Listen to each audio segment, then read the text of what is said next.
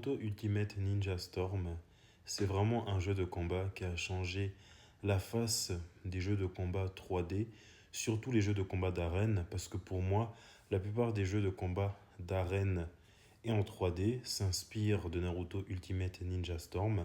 Et la particularité des jeux Naruto Ultimate Ninja Storm, c'est que c'est vif, c'est rapide et très agressif. Et ce qui rend les jeux de Naruto Ultimate Ninja Storm encore plus agressifs, ce sont les modes éveil, qui rendent les personnages encore 2 fois plus agressifs et ils frappent 4 fois, même 6 fois plus fort. Cependant, il y a 4 personnages qui sont très effrayants dans, dans les épisodes Ninja Storm. Limite, quand ils sont en mode éveil, il faut courir. Alors déjà pour commencer, il y a Kakuzu. Lorsqu'il commence à réouvrir ses points de suture et puis il y a plein de tentacules qui sortent, faut commencer à courir parce que c'est un véritable tank humain. Et le pire, c'est de le battre en mode boss fight. Oh là là, quelle horreur.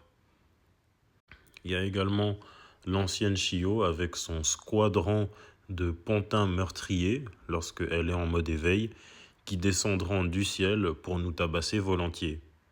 Naruto avec les Psyche, c'est un véritable cauchemar.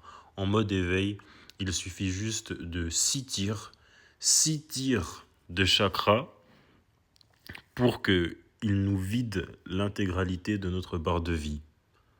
J'avais oublié, en fait, il y a 5 personnages à fuir lorsqu'ils sont en mode éveil. J'avais oublié Itachi. Itachi, lorsque celui-ci il est en mode éveil, il est en mode Susanoo.